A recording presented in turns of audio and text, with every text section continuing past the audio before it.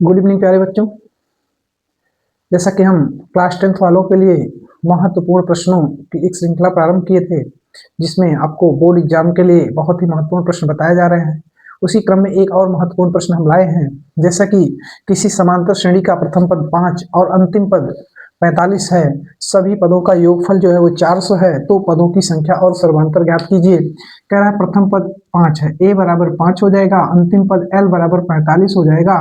फिर कह रहा है एस एन बराबर 400 दिया गया है, तो n equal to question mark और दिया है d equal to question mark. देखिए एस एन बराबर होता है n/2 a प्लस एल, तो एस एन की जगह 400 रखेंगे आप, n नहीं पता है, a की जगह 5 और l की जगह 45 रखेंगे, तो 400 गुणा 2 बराबर m गुणा 45 5 50 हो जाएगा, 800 और बटे में 50 बराबर n।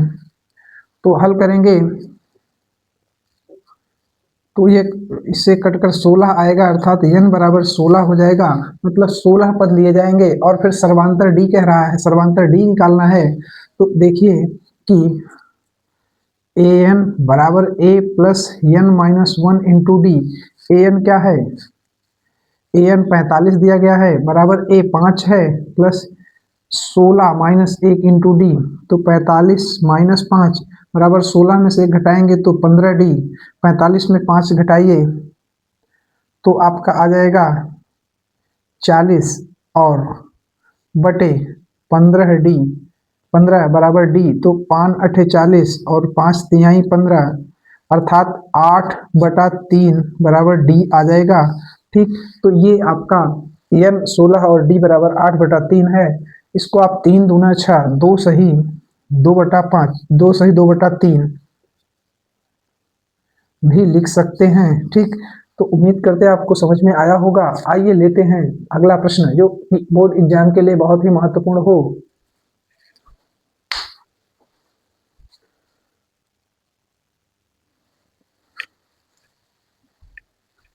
देखिए प्यारे बच्चों, एक और महत्वपूर्ण प्रश्न यह है कि संख्याओं की उस सूची के प्रथम 24 पदों का योगफल ज्ञात कीजिए, जिनका यनवा पद an equal to 3 plus 2n से दिया जाता है। तो ध्यान दें कि पहले श्रेणी क्या होगी, an इक्वल टू दिया है 3 प्लस 2n, ठीक 3 प्लस 2n, तो हम n equal to 1 2 3 4 dot dot dot रखेंगे, तो क्या आएगा a1, n की जगह 1 रखो, तो a1 बराबर 3 प्लस 2 गुणा 1 बराबर 2 1 9 2 3 2 5 आ जाएगा। फिर a2 बराबर 3 प्लस 2 गुणा 2, 2 दूना 4 4 3 7 बनेगा। a3 बराबर 3 प्लस 2 गुणा 3, 3 दूना 6 6 3 9 हो जाएगा। a4 बराबर 3 प्लस 2 गुणा 4, तो 4 दूना 8 8 3 11 आ जाएगा। इस तरह से श्रेणी जो बन जाएगी आपकी 5 7 9 11 डॉट डॉट डॉट, ये श्रेणी बन जाएगी। तो कह रहा है कितनी श्रेणी, 24 पदों तक। तो उस सूची के प्रथम 24 पदों का योगफल ज्ञात कीजिए। अब देखिए जरा, यहाँ से a बराबर आपका 5 आ गया, d बराबर आपका 7 में से 5 घटाओगे तो 2 आ जाएगा, n बराबर 24 हो जाएगा। आगे बढ़ते हैं S24 बराबर 24/2 2a plus n-1 into D. Solve करेंगे, 12 5 दूना 10 प्लस 24 में से 1 गए 23 दूना 46, और फिर 12 गुणा 46 10 56, और 12 6 72 की 2 हासिल लगा 7, 12 पंचे 7 60, 12 पंचे 60 और 7 67, अर्थात S24 कहने का अर्थ है कि 24 पदों का योगफल जो आने वाला है वो 672 आएगा। तो उम्मीद करते हैं आपको प्रश्न अच्छे से समझ में आ गया होगा। इसको सॉल्व कर लीजिए, अच्छे से रिवाइज कर लीजिए। ठीक, यह आपको परीक्षा में जरूर आपके प्रश्न पत्र में मिलने वाला प्रश्न है, बहुत ही इंपॉर्टेंट है, यूपी बोर्ड के लिए भी और सीबीएसई बोर्ड के लिए भी, दोनों। ठीक, तो उम्मीद करते हैं आपको समझ में आया होगा। आइए एक और महत्वपूर्ण प्रश्न लेते हैं।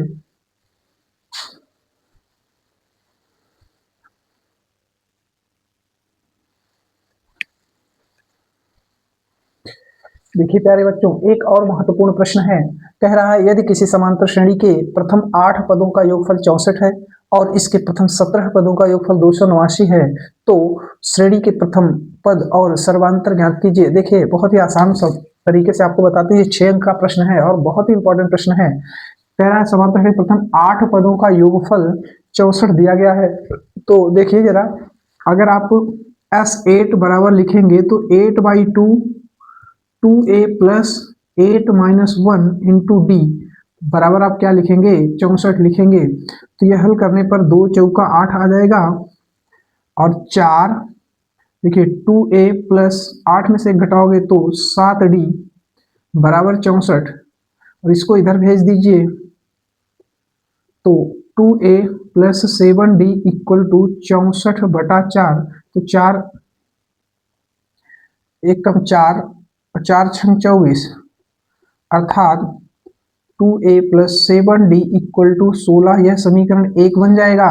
दूसरा लेते हैं, कह रहा 17 पदों का योगफल 289 है, तो यस 17 बराबर 17/2 2a plus 17 minus 1 into D equal to 289। और आगे हल करते हैं तो 17/2 2a plus 16d equal to 289 या फिर 2a प्लस 16d बराबर 289 और गुणा 2/17 17 17 में 289 17 दूना 34 2a plus 16d equal to 34 या 2 से भाग दे दें अगर हम, चलिए भाग नहीं देंगे, यही आपका समीकरण 2 बन जाएगा। अब समीकरण 1 और 2 हल करने पर समीकरण 1 और 2 हल करने पर ध्यान से समझें, 2a plus 7d equal to 16 समीकरण 1 है और 2a plus 16d equal to 34 यह समीकरण 2 है।